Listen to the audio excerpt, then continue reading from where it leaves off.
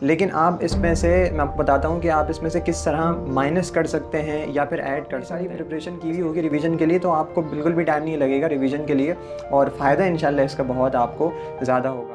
बिस्मिल्लाहिर्रहमानिर्रहीम, अस्सलाम वालेकुम, दिस इज़ डॉक्टर इर्तज़ार रहमान। एक बड़ा ही इंटरेस्टिंग क्वेश्चन मुझे मिला था कि ये जो आपने बताया है मुख्तलिफ़ वीडियोज़ के अंदर कि बार बार रिवाइज़ करना मेरा एक सीक्रेट था हमेशा टॉप पे रहने के लिए और चीज़ों को अपने दिमाग में महफूज करने के लिए, तो ये आप किस तरह किया करते थे और हम किस तरह कोई टेक्निक आप बताएं कि हम रिवीजन का जो प्रोसेस है उस पे चल के हम सारी चीज़ों को जो हम पढ़ रहे हैं उसको हम अपनी मेमोरी के अंदर सेव कर सकें। क्योंकि बहुत सारे बच्चे गलती करते हैं। मुझे एक ब्रूनो फर्स का जुमला याद आ रहा है, वो ये कहता है कि ये बहुत ही गलत बात है इस बात को समझना, एज्यूम करना कि एक दफ़ा जो चीज़ आपने पढ़ ली, इवन कि उसको आपने मास्टर कर लिया, उससे पूरी ग्रिप आपने हासिल कर ली और एक दफ़ा पढ़ने के बाद आप ये समझते हैं कि वो हमेशा हमेशा के लिए आपकी मेंटल प्रॉपर्टी बन चुकी है। तो वो ये कहता है कि it is entirely wrong to assume that, ऐसा समझना बिल्कुल गलत है। तो भाई एक दफ़ा पढ़ने से कुछ नहीं होगा। आपको अगर अपनी फ़ील्ड में अपनी स्टडीज़ में टॉप पर रहना है हमेशा, तो आपको उसे बार बार रिवाइज़ करना पड़ेगा। तो पहली बात तो ये क्लियर हो गई। अब देखें, जब भी आप कोई चीज़ पढ़ लेते हैं ना, तो पढ़ने के बाद शुरू के 72 आवर्स जो होते हैं वो बहुत ज़्यादा इंपॉर्टेंट होते हैं। मैं साइकोलॉजिकल पॉइंट ऑफ व्यू से बात कर रहा हूँ कि अगर आप चाहते हैं कि वो चीज़ आपके दिमाग में रहे तो 72 आवर्स बहुत ज़्यादा इंपॉर्टेंट है। 72 आवर्स का मतलब क्या है? शुरू के 3 दिन, यानी कि आपको शुरू के 3 दिनों में तो 1 या 2 दफ़ा आपको रिवाइज़ करना ही करना है। तो ये बात बड़ी इंपॉर्टेंट है। शुरू के 72 आवर्स में वो आपको बिल्कुल भी वेस्ट नहीं करने, आपको 1 दफ़ा 2 दफ़ा रिव्यू ज़रूर करना है। तो पहली बात तो ये हो गई।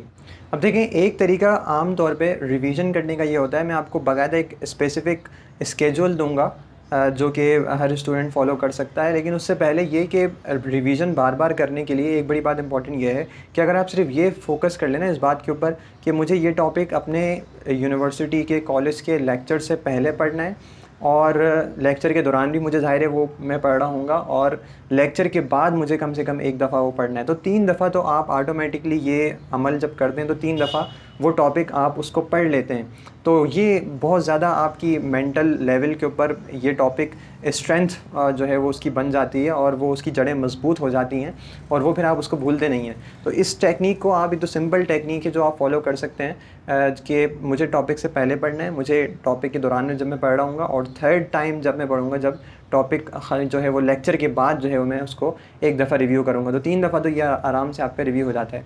अब मैं आपको एक स्पेसिफ़िक टेक्निक बताता हूँ, एक स्पेसिफ़िक स्केड्यूल देता हूँ। देखें, हर स्टूडेंट के लिए, यानी कि ये स्केड्यूल हर स्टूडेंट इसको फॉलो कर सकता है, लेकिन आप इसमें से, मैं आपको बताता हूँ कि आप इसमें से किस तरह माइनस कर सकते हैं या फिर ऐड कर सकते हैं। स्केड्यूल तो ऐसा खैर आप माइनस ही कर पाएंगे, ऐड करना तो बहुत मुश्किल हो जाएगा, लेकिन मैं बता रहा हूँ कि अगेन हर स्टूडेंट के लिए ये स्केड्यूल नहीं है और according to your mental capacity आपको एक स्केड्यूल को फॉलो करना है। आपने एक टॉपिक 1 दफ़ा पढ़ा, ठीक है, फिर उसके बाद आपने उस टॉपिक को 1 घंटे के बाद पढ़ना है। अब ये आप लोग लिख लें ताकि आपको हमेशा याद रहे। आपने एक टॉपिक पढ़ा और ऐसा आपको स्केड्यूल बनाना है कि आप उस टॉपिक को 1 घंटे के बाद पढ़ें। आई एम सॉरी, मैं आपको एक और बात बता दूं, ये बहुत इंपॉर्टेंट है। इससे पहले कि मैं आपको ये टेक्निक बताऊं, वो ये कि रिव्यू करने से ज़्यादा इंपॉर्टेंट है रिव्यू की प्रिपरेशन, ठीक है। रिवाइज़ करने से ज़्यादा इंपॉर्टेंट है रिवाइज़ करने की तैयारी करना। अब तैयारी किस तरह होती है कि आपने निमोनिक्स बनाने हैं, फार्मूला बनाने हैं, नोट्स बनाने हैं, जो मैंने ट्रिक्स आपको बताई हैं, how to make your own notes, वो तमाम टेक्निक्स को आपने फॉलो करना है। फ्लैश कार्ड्स बनाने हैं और फिर आपने उसके बाद रिव्यू करने की टेक्निक्स को फॉलो करना है। अगर आपने ये काम नहीं किया ना, यानी कि प्रिपरेशन नहीं की और डायरेक्ट आप बस छलांग लगा दी आपने समंदर में तैरने के लिए, आप तैर नहीं पाएंगे, आप डूब जाएंगे। तो इसीलिए रिवीजन करने से पहले क्या करना है, आपको प्रिपरेशन करनी है रिवीजन की, जो सारी टेक्निक्स मैं आपको बताते रहता हूँ। तो ये बात बड़ी इंपॉर्टेंट है। अच्छा जी, दोबारा आ जाते हैं टेक्निक की तरफ। तो आपको टॉपिक पढ़ने के 1 घंटे बाद उसको रिवाइज़ करना है। तो आपने ये 2 दफ़ा टॉपिक आप पढ़ चुके हैं। पहले आपने टॉपिक पढ़ा, उसके बाद 1 घंटे के बाद आपने अगेन उसको रिवाइज़ किया। फिर आपने क्या करना है, फिर उस टॉपिक को आपने 1 दिन के बाद दोबारा पढ़ना है, ठीक है। पहले टॉपिक पढ़ा, फिर 1 घंटे के बाद पढ़ा, फिर अगली दफ़ा जब थर्ड टाइम आप उस टॉपिक को पढ़ेंगे तो 1 दिन बाद आप उस टॉपिक को पढ़ेंगे। 3 दफ़ा हो गया। फिर 1 दिन गुजर जाने के बाद फिर आफ्टर 3 डेज़ अगेन आप उस टॉपिक को रिव्यू करेंगे। यानी कैसे समझ लें कि पहले आपने पढ़ा, फिर 1 घंटे के बाद पढ़ा, फिर आफ्टर 1 डे पढ़ा, फिर आफ्टर 3 डेज़ आपने उस टॉपिक को रिवाइज़ किया, तो ये 4 मरतबा आप इस टॉपिक को पढ़ चुके हैं। 3 डेज़ के बाद आपने आफ्टर 7 डेज़ यानी कि आफ्टर 1 वीक आपने पढ़ना है।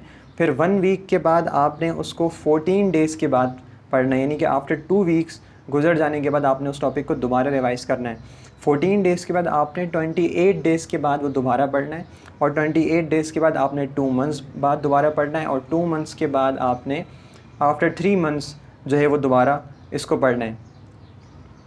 मुझे पता है कि बहुत ज़्यादा कंफ्यूज हो रहे होंगे आप, और लेकिन मैं ये बता दूं कि जब आप ये पूरा प्रोसेस कर लेंगे ना, तो ये टॉपिक आपके लिए ज़िंदगी भर महफूज हो जाएगा। कम से कम आपके सेमेस्टर के लिए, एग्ज़ाम्स के लिए तो महफूज हो ही जाएगा, लेकिन लाइफ टाइम आप इस टॉपिक को नहीं भूलेंगे। और जैसे कि जो डॉक्टर्स जो बन रहे होते हैं, MBBS जो कर रहे होते हैं, BDs जो कर रहे होते हैं, तो उनके लिए तो ये टेक्निक अपनाना बहुत ज़रूरी है, क्योंकि उनको तो वो नहीं चाहते कि बार बार वो ट्रीटमेंट्स को रिवाइज़ करें और बार बार मेडिसिन्स को देखें, फार्माकोलॉजी दोबारा पढ़ें, पैथोलॉजी, तो उनके लिए तो बड़ा इंपॉर्टेंट है।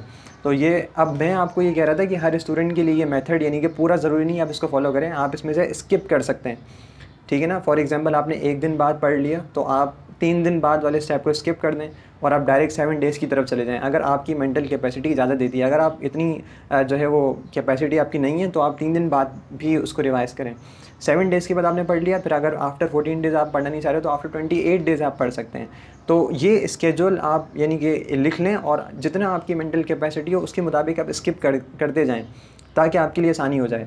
लेकिन ये एक पूरा बताना बहुत ज़रूरी है, क्योंकि बहुत सारे स्टूडेंट हैं तो जिनको पूरा फॉलो करने की ज़रूरत है। बहुत सारे स्टूडेंट्स ऐसे भी होंगे जो पूरा नहीं करना चाह रहे, और उनकी मेंटल कैपेसिटी इस बात की जो है वो इजाज़त दे रही है कि वो बीच में से कोई डेज़ जो है वो स्किप कर दें। तो आप इसको फॉलो करना शुरू कर दें, इंशाल्लाह बहुत ज़बरदस्त किस्म के रिज़ल्ट्स आपको मिलेंगे। देखिए, मेहनत तो थोड़ी करनी पड़ेगी रिवाइज़ के लिए। सबसे ज़्यादा मेहनत जो है वो रिवाइज़ करने के लिए होती है, और उससे ज़्यादा मेहनत जो है वो चाहिए होती है for preparation for the revision. क्योंकि एक दफ़ा आपने ये निमोनिक्स बना लिए, फार्मूला बना लिए, शॉर्ट नोट्स बना लिए, फिर आपको रिवाइज़ करने में उतनी मेहनत नहीं लगेगी जितना हमें बताने में लग रहा है ना मुझे कि भाई 1 दिन बाद पढ़ना है, 3 दिन बाद पढ़ना है। तो जब आपने ये सारी प्रिपरेशन की हुई होगी रिवीजन के लिए, तो आपको बिल्कुल भी टाइम नहीं लगेगा रिवीजन के लिए, और फ़ायदा इंशाल्लाह इसका बहुत आपको ज़्यादा होगा। तो उम्मीद है आप लोगों को ये टेक्निक्स पसंद आई होंगी। इसको फॉलो करना शुरू कीजिए और दोस्तों के साथ इस वीडियो को शेयर कीजिए। Like, subscribe and press the bell icon for all the future videos. इंशाल्लाह फिर मिलेंगे। अपना बहुत ख्याल रखिएगा। अस्सलामु अलैकुम एंड अल्लाह हाफ़िज़।